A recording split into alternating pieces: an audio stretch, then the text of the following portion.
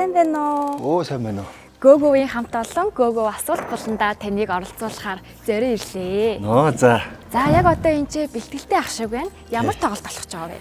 За хүн театр дээр бид нар нөгөө олон жил болгон одоо жуустад зориулсан ардын урлагийн тоглолтыг хийдэг. Тэгээ ардын урлаг болон цирк асуусан тоглолт хийдэг. Тэгээ манай Акро Монголигийн уран бүтээлчд маань өнөөдөр тоглолтод тоглолтод байж За байна. энэ тоглолтын онцлог нь юу юм бол? За онцлог нь болохоор одоо циркийн үзүүлбэр одоо ардын урлагтай хосоосноор илүү онцлогтой. Одоо уран нугууралт, акробат, одоо агаарын одоо акробат пол, дээрээс нь сандлын үзүүлбэр гэж тийм. Тэгээ циркийн бас их том номерууд орж энэ үзүүлбэр шоунд ордогоор бас онцлогтой. За таны өглөө ер нь хэдэн цагт эхэлсэн бэ? Ер нь та өглөөг хэрхэн эхлүүлдэг вэ? За өглөө ер нь 7 цагт эхэлнэ. Тий 7 цагт эхлээд охиноо цэцэрлэгтэр өгж өгнө. Тий тэгэл ерөнхийдөө өглөө эхэлдэг. Цэцэрлэгтэр өгж өгөө. Тэгээд ирээд цайгаа уугаад тий тэгэл өдрийнхөө яг төлөвлөгөө ёсоор тэгэл бэлтгэлтэй гарна. Тий. Та маш их эрч хүчтэй харагдаж байна. Таныг ер нь бол эрч хүчтэй байлгадаг гол хүчин зүйл юу гэдэм бол? За миний зорилго л баг л да тий. Нөгөө өмнө тавьсан том зорилго бол одоо хамгийн гол хөдөлгөх хүч эрч хүчийг өгдөг. За тэгээд унтаатад цаг аваад авахгүйгээр босоод ажлуудаа бүтээгээд олон зүйлийг бүтээе гэж байн бодож явдаг болохоор миний одоо юу зорилго эрч хүчтэй болгодог гэж бодож байна. За яг одоо залуус маань бэлтгэлтэй байгаа учраас хоёулаа үргэлжлүүлээд өөр газар яриагаа үргэлжлүүлэх үү? Та бэлэн үү? Болно. За. За та нэлээд завгүй явж байгаа харагдсан. Тэгэхээр энэ 100 ер нь бол юу хийж бүтээсэн, ямар одоо ажил, уран бүтээл дээр ажилласан бэ? За энэ зүүн ерөнхийдөө илүү бас нөгөө заах, сургах чиглэл рүүгээ нэлээд анхаарал хандуулсан. Тэгээ энэ жил 7 сард Mongolian Retreat гэдэг зүйлийг анхудаа зохион байгууллаа. Энэ маань болохоор 14 улсын одоо шилдэг йогачд ирж одоо уран нугууралтын болон тэнд гар дээрх тэнцвэрийн биеийн үеийн хатны сургалтыг эрчимжүүлсэн 7 хоногийн сургалтыг ирж авсан. Тэгээд энэ ретрит маань эхлээд ерөнхийдөө жил бүр хийхээр төлөвлөж байгаа нэг юм зүйлийг эхлүүлчихэд байж байгаа. За тэгээд мэдээж нөгөө энэ жил бас төрийнхөө одоо ихтэй одон медалаар шагнагдаж байгаа. Монгол улсын гавьяач хүчин цол тэмдгээр авлаа. Одоо үнэхээр сайхан байсан. Дээрээс нь наадмын нээлтэн дээр одоо сандал дээрх тэнцвэрийн үзүүлбэрийг анх удаа шахото аюулгүй бүсгүйгээр тоглосон.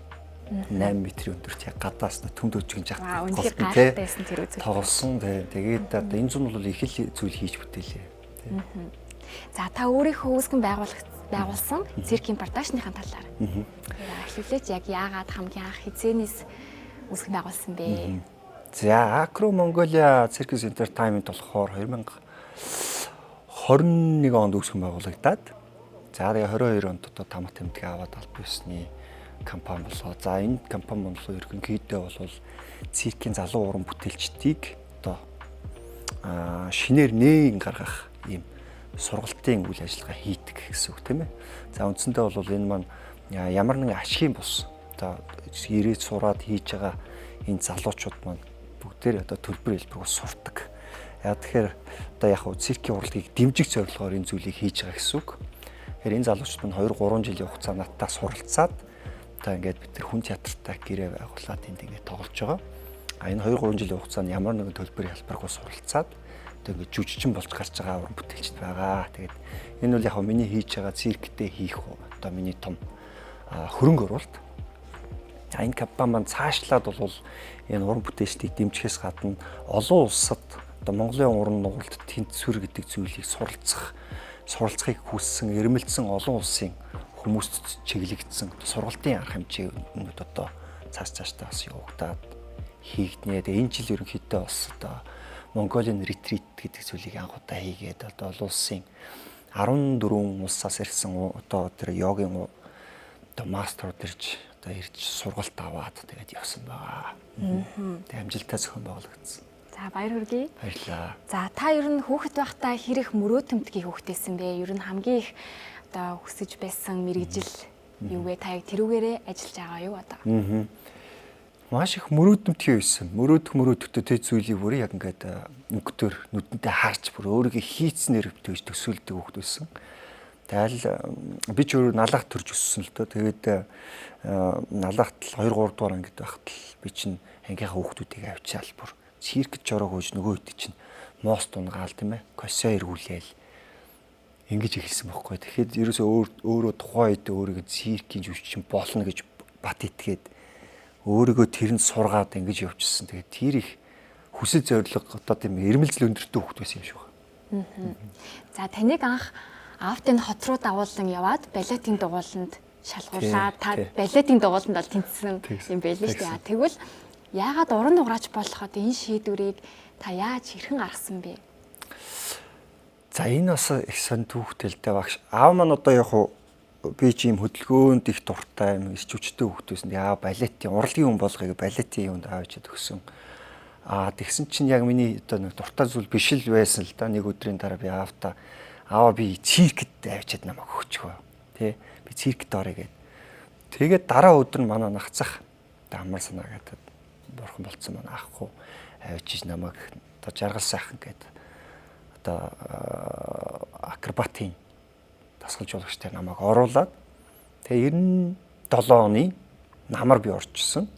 Тэгээ жаргал сайхан багш дээрээ хичээллээд байжсэн 8 сар орчим хичээлээ байжсэн чинь жаргал сайхан багш маань чамд одоо энэ эрэгтэй хүүхдүүд байдаг бас нэг юм чадвар байна. Юм уян бие уян хатан их өндөртэй юм байна. Чамаг юу вэ? Төв цирктээр одоо цэн давж гэж та мундаг багш дээр чамаа шав оруулна гэд. Тэгээ надад бол хуужин цирктээр хийж исэн тэр бяцхан хүүхдүүд бол одоо төв цирктээр очно гэдэг бол том мөрөөдөл байсан л да. Цэнхэр оройтой төв циркт орох юм бол юу ч хийсэн хамаагүй гэд тэ. Тэгээд 8 сарын дараа чар манай жаргал сайхан багш маань миний суурийг бас их зөв тавьж өгсөн байгаа. Акробата хийж явахт явцдаа бас намайг тухайн үеийн бас нэг циркийн сургуулийн багш хишигт гэ багш тэр миний нурууг шахуулаад илүү уян хатны дасгал өгөөл ингээл явж ийсэн аа. Төд дуудлаггүй цэн давж багш тэр намайг шав оруулаад тэгээд 20 эмэгтэй орон нуграачийн донд нэг хэрэгтэй одоо орон нуграач нь болоод тэр жил орж исэн багш тэрэ 98 онд одоо төв цирктээр ардын жүжигчин төрийн сэрхэлд цэн давш гэдэг хүн дээр одоо 3 дахь хэрэгтэй орон нуграачаар нь болчиход тэнд шав орж исэн. Тэгээ эхэлжсэн төвхөд. Та тэгвэл багшийнхаа хэлж исэн хизээж мартагдашгүй тийм зөвлөмжийг бидэнд хуваалцаач. За яг манай багш бол ер нь их түүний нэг магтаад байдаггүй. Гэхдээ бол яаж уран зоригоор нь тэтгэх үү гэдгээ мэддэг. Ер нь хүнийг их үгээр удирддаг хүн байсан. Зодцод одоо биед нь хүрэхээс илүүтэйгээр илүү үгээр тархитай нэг ажилтдаг хүн байсан. Одоо их шарын малтаж юм хийлэгдэг ч тийм үү тийм ээ. Яг уран мөхтөө бол тэр зүйлийг маш одоо голын болоод те хилждэг. Тэгээд одоо би тэр 11 2-той жоохон хүү байхад хүртэл одоо миний хүү сайн жүжигчин болно гэхэд тэр надад намайг одоо эдийг өрхөд одоо тэтгсэн тархины тэжээл байсан юм болов гэж бодоод байгаа байхгүй тий. Тэр өөртөө итгэлийг тэр үг бий болгосон байна. Тэгээ би ч одоо ингээл нэг гар дараа 2 3 минут ингээд зогсонгууд чинь тэр 77 8 настай одоо хөгшин хүн чинь миний гарыг аваад тулгой дээр тавьчихдаг гэсэн байна. Би тэр хүний толгой дээр чинь жин үгж чадахгүй, базж чадахгүй тэгээд ингэж их сургуул хийдэг байлаа. Тэгээ намайг их хүндэтгдэг байсан гэж би бас багшаа боддог. Тэгээ би ч бол багштай бол ерөөсө бурхан шиг л багшаа хайрлж тэг шүтэж ирсэн. Тэгээд манай эмээ шиг байсан шүү дээ миний багш чинь. Би чинь гэрт нь хүртэл одоо 2 3 сараар амьдэрдэг байлаа. Тэ гэртээ байлгаж одоо хүмүүжүүлсэн хүнтэй. Тэ. За таны дуртай өнгө? За одоо ногоон өнгө юм болоо. Та өөрийнхөө ямар зан чанараар илүү бахархдаг вэ? Яг би өөрийнхөө харсан зүйлийг гэхийн араас одоо юу гэдэг төсөөлөд хийн гэсэн зүйлийнхээ араас тавьдгүй мушигдгэл байх гэж бодож байна. Одоо ерөөсөө өөрийгөө голдуул гэж болгож болно тий. Жишээ нь лавгуучир тэдэн жилийн дараа ийм төвшөнд хүрнэ гэж хүмүүс паналтай энэ гэл ингээл эхнэртэйг хүртэл ингээл маазрал ярингуулцаа чи тэгчихгүй дээ гээл тий. Эхнэр маань хүртэл тэгээ ярьж хат би бол аль хэдийн өөрийгөө тэнд очицсон гэж төсөөлөд тэрнийхэн төлөө сайн явж чаддаг байх гэж бодож чинь. Тэр одоо миний давуу тал баг. За тэгвэл таныг бухимдуулдаг нэг зүйлийг нэрлэеч. За бухимдуулдаг нэг зүйл л одоо ямар цагт төсөөлсөн зүйлийнхаа одоо тий ажлаа хийж чадахгүй байх зүйлүүд бухимдуулдаг. Ямар нэгэн одоо учир шалтгаанаар ч гэдэм үү тэр зүйлээ хийхэд хэцүү болох хүрэхэд хэцүү болох зүйл мөн л одоо нэлээд бухимдуулдаг байх гэж бодож байна. За хэрвээ та уран нуграач биш байсан бол ямар мэргэжилтэй байх байсан бол? За яг хөө ээж минь багт бол намайг би ч бас ингээл гингнэл явждаг хөвгтэйсэн. Амдаа дуудуулсан. Тэгээд дууд болгохтой тэр ардын мартын дууд уулгаад явчихдаг тийм хөвгтэйсэн. Тэгээд ээж бол намайг одоо Морины Батбаяр гэдэг дуучин байдсан шүү дээ. Мундагч дуучин тийм. Намайг тэнд ата шав оруулна гэж их ярьдаг байсан. Айгүй бол би циркчин болоогүй байсан бол шав оруулсан, дуучин болцсон байж ах байсан байж магадгүй. За таны хамгийн дуртай хоол? За хамгийн дуртай хоол бол одоо бекед саламан. Одоо саламан загсууд шүү дээ, тэрийг гоё ингээд жигнж шарж болгосон саламанд дуртай. Та өөрөө хэр сайн хоол хийдэг вэ? Таны ер нь хамгийн гарын одоо яг хоол чинь юу вэ?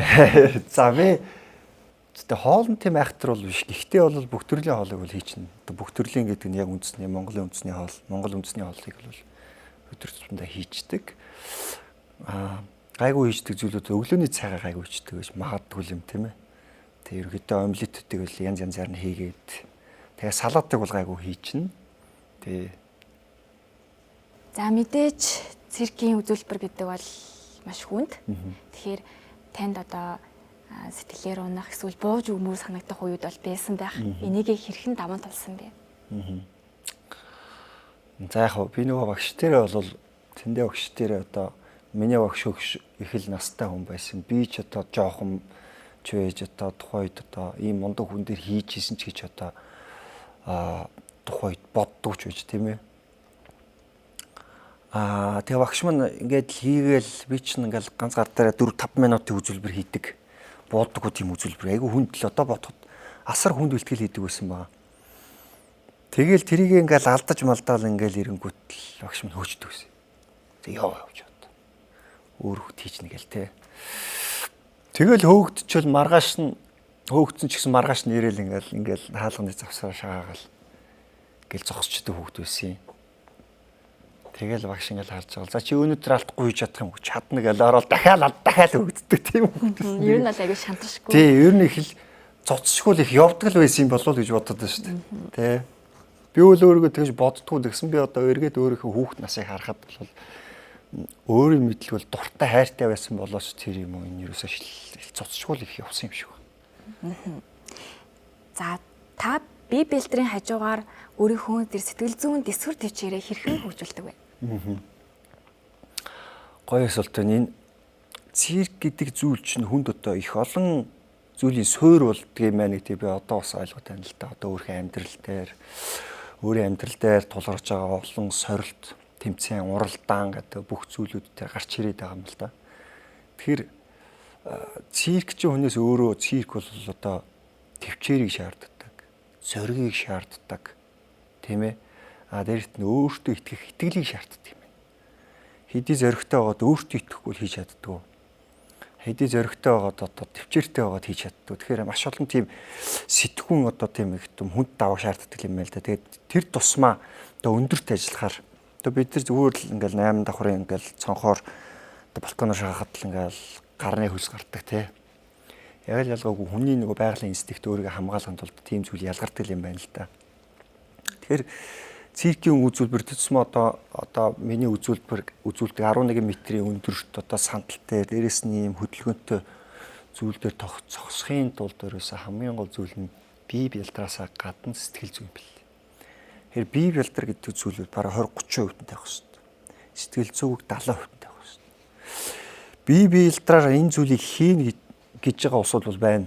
Сэтгэл зүгээр энийг хийнэ гэж байгаа улсууд бол байдаггүй байна. Цөөхөн байт юм байна л да. Тэгэхээр ерөөсөө одоо юу гэдэг нь тоглолтод гарахаас өмнө бэлтгэл хийж явахдаа ерөөсөө өөрийгөө байнга одоо бясалгаж энэ зүйл бэлдэж явах хэрэгтэй юм байлээ.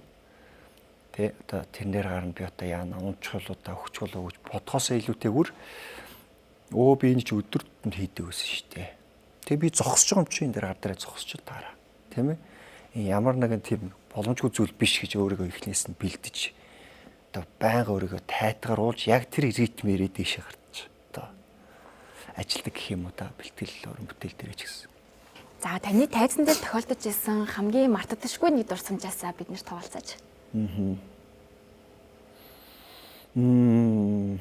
Олон дурсамж байна л да. Тийм ээ. Сайн, муу гал олон дурсамж байна.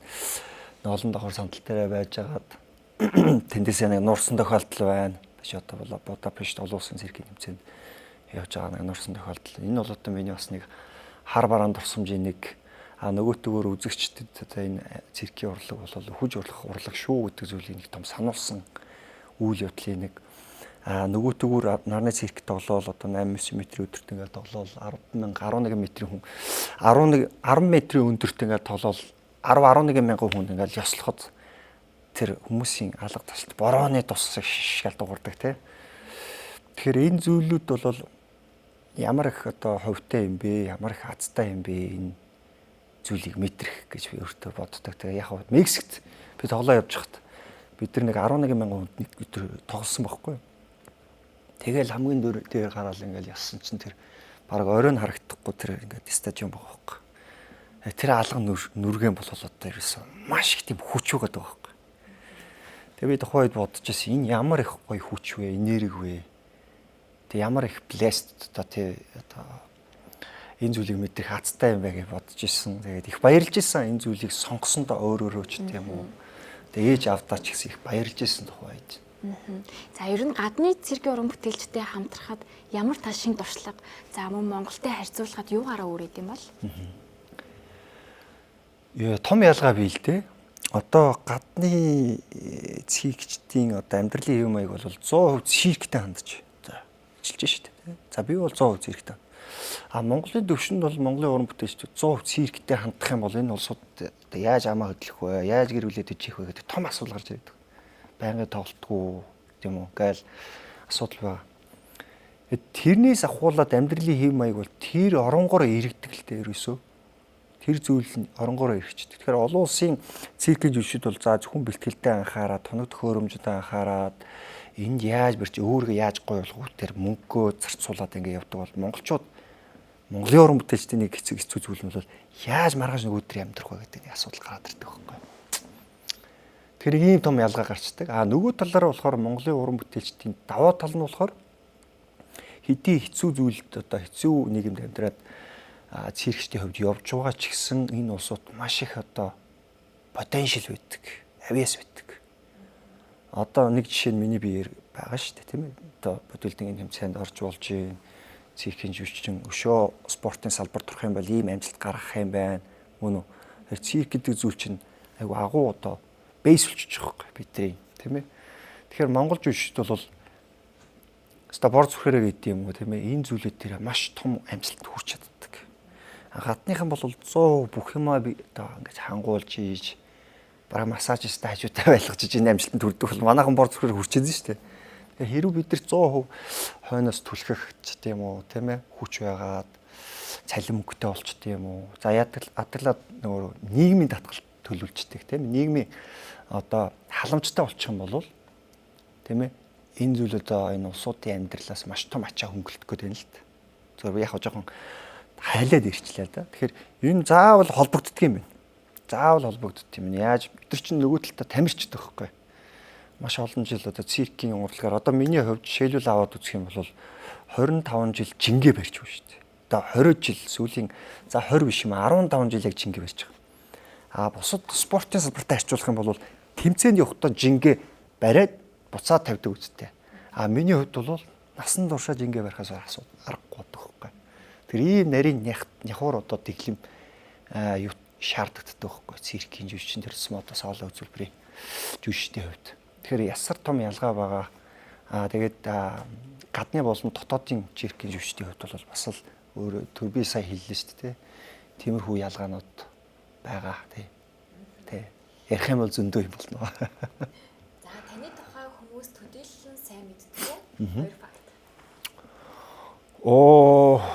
За яг ихэнх улсууд энэ лавуу учраас чинь зүгээр циркийн жүжигчин юм байна гэж ойлгоод байдаг. City Institute-ийг би кино драмын мэргэжлэр төгссөн. Тэгэхээр би бол хүн кино жүжигч юм баг. Энийг бол мэддэг баг. За тэгээд бас дуу хөгжим нэлээд сонирхолтой. Энийг бас мэддэг баг. Тэ. Одоо чөлөө цагаараа гитар тоглох, тэ шин дуу сурах. Нэг ийм хоёр фактыг бол мэддэггүй болов гэж бодож байна. За саяхан та дэлхийн алдарт Netflix компани бүтээл болох Physical Asia нэвтрүүлэгт манай Монголын баг оролцсон байгаа. За тэгвэл энэ шоуныхаа талаар та үзэгчдэд мэдээлэл өгөөч. За анх одоо урилгыг авахд ямар байсан? За тэнд бас яг юу өрнсөн? Энэ талаар. Яг үүтээ би нэг их мэдээлэл өгч чадахгүй болов гэж бодож байна л да. Ягаад тэгэхээр гэрээний дагуу бид нууцлан гэрээ гэдэг зүйлийг нэлээд чанд хийдэм билээ. Хатуу 24 оны 4-5 сард надад анх бол одоо Netflix-ээс Монгол талынхаа хариуцсан эйжентүүд холбогдож эхэлсэн. Тэгээд би 23 оны намар нь Netflix-ийн шоунуудыг бүгдийг үзээд ямар гоё шоу вэ? Энд орж болох юм байна гэдэг сэтгүү анх төрсэн байхгүй толгойд. Тэгээ санаанд ормгүй ороочгүй тэгээ явж исэн чинь дараа жил над руу 4-5 сард нь холбогдоод 24 оны. Тэгээд энэ зүйл одоо би болноо. Өөрөө чинь сонирхож байна, хамтран ажиллах уу гэдэг зүйл санал тавигдаад тэгээд орсон. Тэгээд одоо бол яг гайхамшигтай мундаг 5 залуутай нэг баг болоод бид тэр ингээд орсон. Тавуулаа ингээд сургуулаа баг болоод орсон. Тэгээд гайхамшигтай бид дурсамжийг бид тэр бүтээсээ. Тэгээд би бол эндээ бол маш их баяртай байгаа. Тэгээд маш олон одоо мэдээлэл бол засаж болохгүй нууцлын дагуу. За тэгвэл та залуу үеийнхэнтэй хандаж зөвлөгөө өгвөл юу гэж хэлэх вэ?